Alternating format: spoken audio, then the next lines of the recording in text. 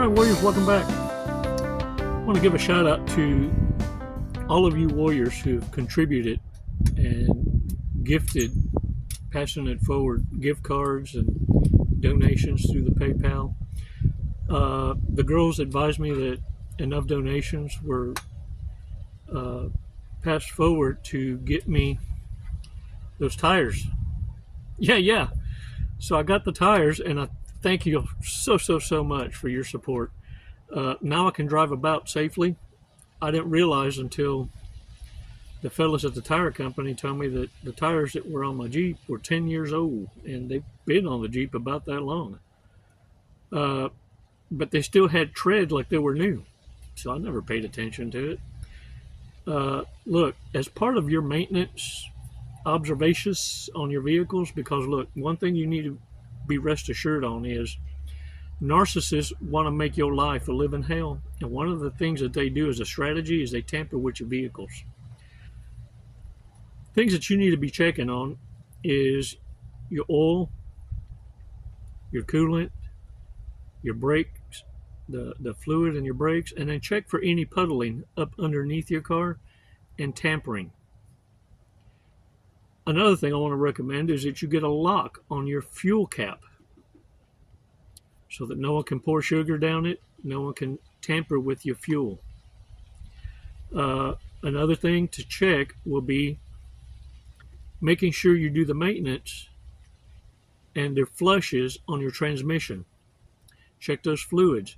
If any of the fluids, when you check that dipstick, have a milky consistency to it, someone's added water to your transmission or your engine oil. And man, that can destroy an engine more quickers, fasters. But now that I'm thinking about it too, check your tires. Check your wheel lugs. Might one or two be missing.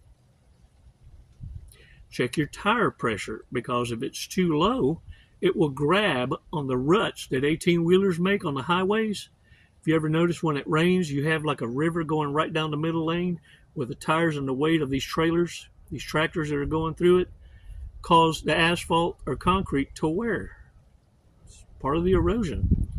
But when your tire has levels that are not consistent with what the manufacturer recommends, then those tires grab onto those ruts and you lose control. You start hydroplaning. Warriors, you need to be very careful. But the thing too that I want to learn you is there is a born-on date on tires, and they do have an expiration. They'll either wear out on the tread first, or they'll wear out on time frame, because they're not made or designed to carry a load for more than 5 years. Yeah, talk about protectionist. Yeah, I'm wearing my guardian angels the hell out. You hear me? They've been keeping my tire flashes for 10 years. Yeah. The guys at the tire store are wondering how on earth did I pull that off? Well, to be honest with you, I've been retired for a while, a very long while. Matter of fact, I was able to retire within a year and a half of dumping the freeloaders. The minute I was able to get rid of all them, I was able to secure peace. Debt-free kind of peace. And I'm sure they're burdened with having to observe in silence and hate from a long distance, just watching me live it out. You see, while they're working and busting their ass for a dream, all I had to do was walk away from them for my peace, and now I'm living the dream. It's why I share these shortcuts with you, why it's a passion for me for you to understand what it is you've been praying for is there. You just need to detach. You see, what you don't change, you're choosing. It's one thing to be praying for change and protection and guidance and not applying it when it's offered to you. You see, prayer requires actions on your part. Only a narcissist will sit on their dead ass waiting for it to happen. Become that change. It's what you've been waiting for. Let's take a 5-second break. We're going to do a breathing exercise, 5 seconds, 5 Mississippis. And it's to compose ourselves, because there are things that I'm going to say that may trigger you. And what I want you to do is, in this breathing exercise, to remind yourself that if it's triggering you, you need a pause. You're being argumentative, and you're punishing people in front of you for transgressions that were committed by a dumbass with a crown, a narcissist. You push the right people long enough, and they'll shut down just like you had to with a narcissist. Watch who it is based by merit before you acting like you're going to cast judgment. You'll know if you're the kind that's triggered because even jokes will move you kind of way. Having lack of emotional control, letting your feelings get the better of you, demonstrating in your age that you still haven't grown to understand that it's not about you. It's just having adulting conversations. Agreeing to disagree is normal. But it shouldn't bring everyone to anger. It's a telltale sign of someone that's needing some work or couch time. I'll give you an example. This might trigger quite a few. How do you know when a woman is about to say something intelligent or smart?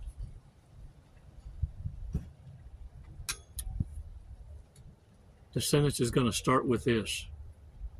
A man once told me. Oh, how many of y'all lost your cool already? The ones laughing right now, man or woman, get it and understand, hey, it's just a joke. Stop personalizing. Look, one thing that I'm going to make and drive home to you is you need to learn to observe in silence. Don't absorb, and don't personalize. Because if that joke triggered you, narcissists can own you. You're going to be somebody's bitch. You're going to be an emotional tampon for many. And you need to sharpen up. You need to understand there's folks that will poke the bear and try to get the reaction out of you, that explosiveness. Yeah. Let's take the time to do this breathing exercise. It's just going to take 5 seconds. 5 Mississippis. We're going to breathe and then release and take a badass walk on that beach. What you think? Come on, let's do this.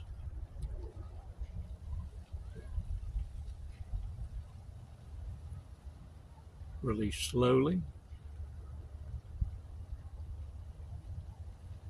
All right. Shake it off. Shake it off. Woohoo! Hey, man. It's a good thing this is a bachelor bouquet. Yeah. I don't even have to water it. No watering. And it just looks good. All the time. That was another gift from my Amazon wish list. Man, y'all are so awesome. Everything I have is a gift.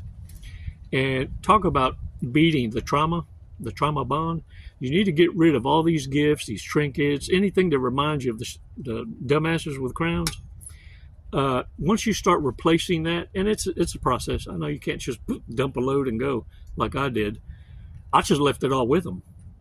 That scrimped the message of, man, not only do I not need you, I don't need this stuff. And I was able to replace everything I walked away from within a year and a half. Look, by getting rid of all of that stuff, it's not constantly bombarding your subconscious mind and reminding you of the ignoramus that you fell for. And that's the reason they give you gifts. That's the reason they want to poison your mind about, oh, this is our song. Yeah, no, don't stop falling for that crap. Look, the quickest way, fastest way to unmask a narcissist is to be indifferent, be unbothered. But you can't fake it, because narcissists can pick up on that. What you really need to truly do is, especially if you're in a work environment, the way you treat them indifferently is in a way where you understand that their opinions don't matter. Their input doesn't matter. Their entertainment. Fillers. Affirmative action. It's almost like they have to take in the incompetent, and the incompetent rely on the competent to do their work, make them look good. That's why they're able to take the credit so quick. But the thing is, you'll know that they've been triggered by you through those microaggressions. When you start saying, no, do your own damn work. No, I'm not buying you that. No, I'm not paying. You pay your own damn bill. You see, narcissists are in a position where, because they're destitute, most are one paycheck away from homeless. And it's why they have to maintain the harem closet, because any day now, they're going to require a monkey jump. Now, if they could spread out the harem closet and make it where they can spend a week here, a week here, a week here, a week here, a month is covered without them burning out their invitations. Because right when things start getting to where you start to recognize they're freeloaders, they see themselves out and run to the next one. And then run to, well, by the time you go 30 days without seeing them, they rework that rotation back and make out like you never caught on. And if they say, I'll only be here 3 days to a week, they probably will. But what you're not realizing is they're freeloading off of a harem closet. This is how narcissists, for the most part, make it in life without working.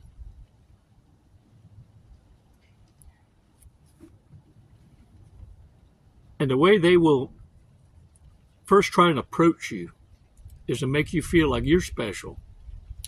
Yeah, people always ask me why I talk to you.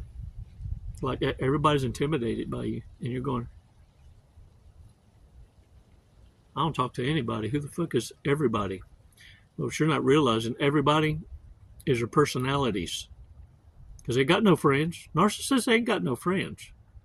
Make no mistake. So when they project,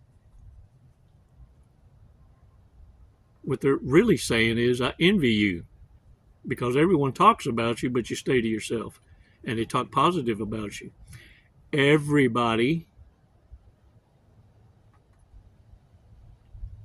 that they mention are the personalities in their head in conflict because they wish they had your life. Narcissists are all about how people see them. That's how they get their true validations. But they also know that if they stand by you or in your shadow, or if they could be a pimple on your ass, it would open a plethora of attention from others just to be seen talking to you. And so they will play the game of, like you're special because everybody's told them stay away from you, but I'm talking to you because I think you're cool. But they got to make sure they mention that everybody thinks you're intimidating or rebellious. But I think you're okay. You see how that works? Now, look. The personalities in her head reminds me of another joke I heard on the YouTube, where the husband is asked a question by the wife and says, what is it that you absolutely love about me? He sips his coffee, thinks for a minute, looks up. What I love, honey, what I love about you is your personality. About took her breath away. She was like, ooh, that pause was just too long. But this is what she said out loud. Whew, I'm so glad it's my personality you like, because I got so many of them. Yeah, he had an epiphany moment. You feel me? Yeah. You could have seen his eyes got that big around. You saw the whites of his eyes. So what I want you to do is pay special attention to body language because it screams a lot. But also the micro confessions, narcissists tell you everything. You just ain't been paying attention. Yeah, you looked it up or chalked it up as a laughing moment. Yeah, yeah. And they're hoping you do because they can't believe what come out their mouth either. And look, pay attention to people's body, their health, because the body keeps score. You can't run from it. Your body is the report card. Obesity. Yeah, yeah. In the Bible, it's called gluttony.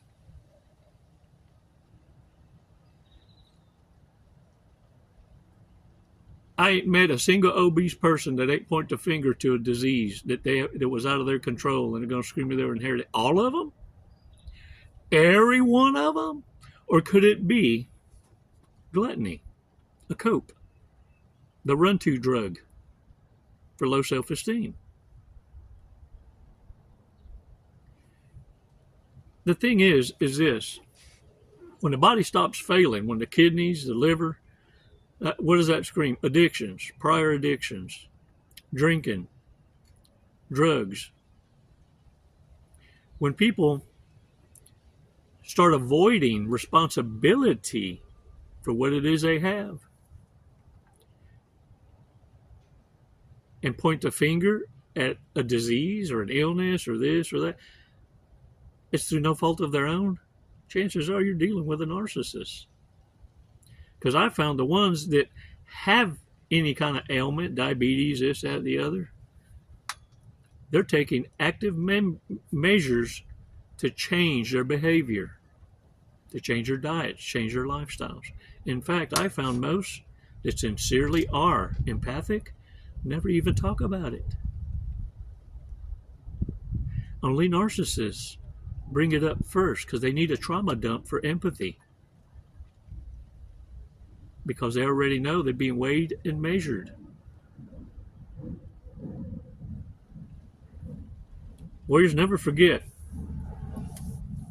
narcissists look at accountability as kryptonite. And I venture to say 90% of the diseases that people have are preventable. They just refuse to manage it.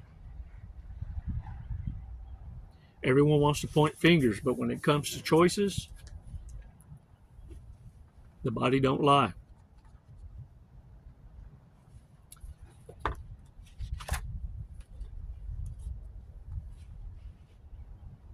It's why I tell you, when the narcissist runs out of options that they thought they had, and understand something, they never had options. The monkey jumps that they're sporting are pumping dumps. He didn't quit it. And they know, look, ain't nobody knows more than a narcissist that they're community property and they're rejects of society. No one knows this better than the narcissist. It's why they're always having to keep a backup for the backup, for the backup, for the backup. Back that thing up. Yeah. When you say throw it back, look how a narcissist responds. They start twerking. It's an autopilot. Throw it back. They just start glitching. It's an autopilot.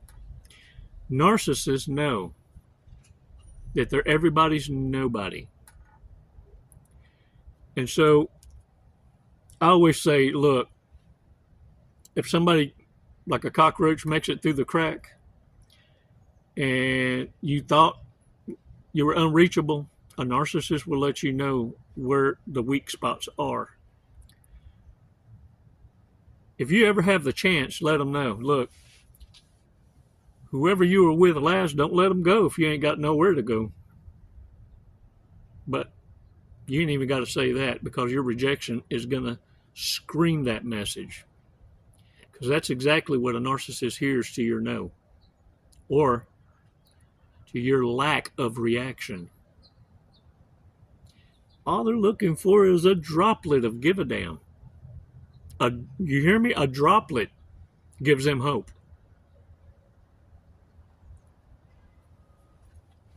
They need to work it out and make the best of what it is they chose over you. Or find the cleanest pair of dirty drawers in their hamper because every one of them's got a shit stain.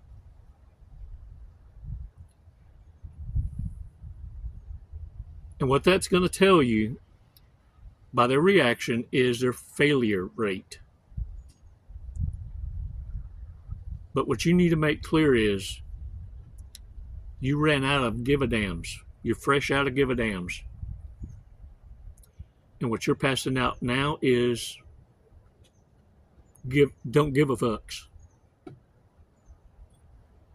And that's what's going to make you Hoover-proof in the future.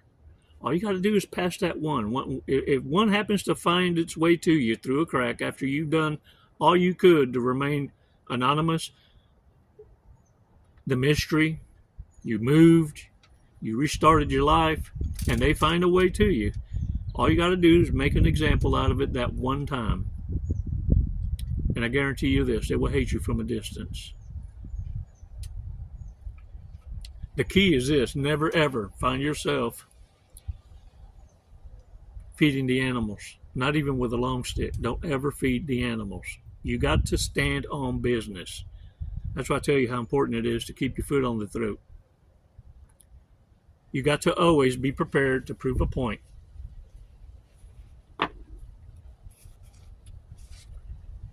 And look, turnabout's fair play. What you're doing is pretty much letting them know, I won't be treated like an option. You treat me like an option. Now I get to treat you like the peasant. And it's not because you're cold-blooded. It's because you've identified a clown chakra. You don't believe in potential. You don't believe that you're going to find treasure in the dumpster. Them days are over. And it's real simple to identify them. They all lack empathy, whether it's a narcissist, sociopath, psychopath, hell, even borderlines off their meds. They'll flip from personality. They've got many. And I venture to say the three kinds of narcissists all have these legions of personalities. It's just depending on the level of resources that they have that they'll pose as a different mask. The grandiose narcissist has resources. That's why they're not shy about being who they are openly. But they will knock it down an octave and become the vulnerable narcissist when they lose everything because they went ghetto rich. But you could see the thirst when they were in power and had the resources. What it is, it was always them. But when they lose all that, now they go to vulnerable narcissists. Every one of them's going through the stages. And when vulnerable narcissists, being needy, codependent, when that don't work, they go malignant, they go quiet, they go silent, they act shy. That's when they become the most deadly. Look, I would say you're safer around a grandiose narcissist because they don't need you. They want to be celebrated, but they're letting you know you ain't nobody. They ain't shy. You ain't got to guess. The vulnerable narcissist is going to be the one that trauma dumps all their problems onto you to see if you're going to solve them. But if you don't, they can't afford to wait because they're in a panic. Oh, a desperate homeless narcissist. Ain't no one fall in love more quickerish than a vulnerable narcissist. Yeah, that homosexual there can't afford for the back and forth. If they don't get a remedy within 3 days of I love you, then boop, they got to hop to the next one. They'll ghost you. The malignant plays a long game. Yeah, that's the ones that usually aged out. And they got to change tactics. You see, that's why when I tell you, look, change is on everybody's plate. And what you don't change, you're choosing. Even a narcissist having a mental disorder understands this. And that's why there's different levels of psychopathy. And here you fight change. Ooh, they love that about you. Because that screams you can be pimped by stupidity. Yeah. That's your wake-up call. When a narcissist is reaching that level of desperation, this is what it's going to sound like. I can't catch a break.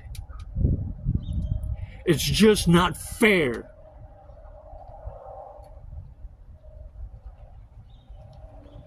And that silent envy is disguised in victimhood.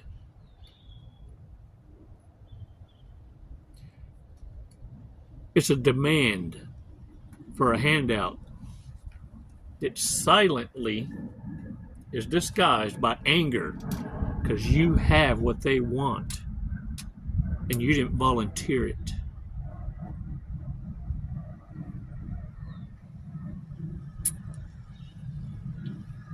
Or it could be this: you're everything they wish they could be. And they're stuck on stupid and bombarded with you as a reminder or as karmic consequence. Because look, a lot of narcissists too, check this out. They don't want what you have, they just don't want you to have it. They can be dismissive if you're happy. They don't care about that. They just don't want you to be more happieristic without them. They don't care if you have a job or what you're doing, but damn it, don't become more successful or istis without them, because now they're reminded every day of what they could have had. Now do you understand? This is the rage, and narcissists torment themselves. You ain't got to do nothing about it. You ain't got to try and destroy them. You ain't got to try and call them out. They're going to stalk you. They're going to lurk. They're going to spy. They're going to have pillow talk with other dumbasses to do their bidding so they can remain harmless. Oh, it wasn't me. It wasn't me. In the kitchen. No, it wasn't me. In the restroom floor. Yeah, they're shagging it. They're enablers. They get in entanglements, and all they get reported back is how you're doing more, better, bestest without them. And it really, it's exposing the lies that they've spread that you are stalking them. You can't brief without them. Oh yeah, they told everybody. You're obsessist. You're my obsessist. And you're running around, I'm too sexy for my shirt. Too sexy. Not giving a damn. No. The audacity for narcissists to feel offended because you were supposed to chase them. Yeah, their monkey is so special that you were going to miss it. Yeah, they thought they put the whooping on you and had you whooped enough that they could come back anytime that they wanted. They told everybody so. And they have the audacity to be offended because when they ghosted you, left you defenseless, tried to destroy you, tried to kill you, tried to poison you, tried to drug you, some of you they tried to put in a mental hospital while you were drugged. Some have even created false death certificates or fake power of attorneys because they tried to prove you didn't have control of your faculties. After all of this sabotage in your life, they have the audacity to be offended because you won't take them back. Dang it, man. That's why I say it's okay to be the villain. It's okay to walk away. It's okay to run away from all of them. And it doesn't mean that you're teaching these dumbasses a lesson. What it means is you learned your lesson.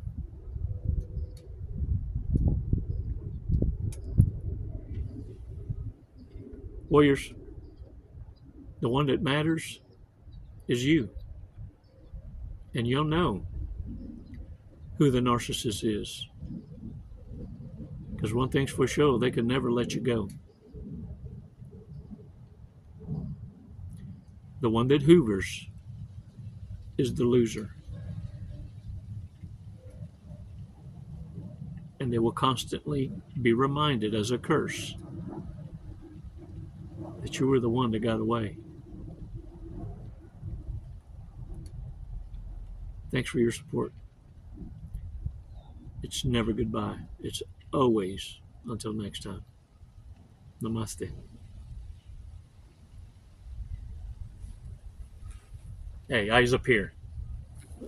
I should have zipped this thing up a long time ago. Okay, bye.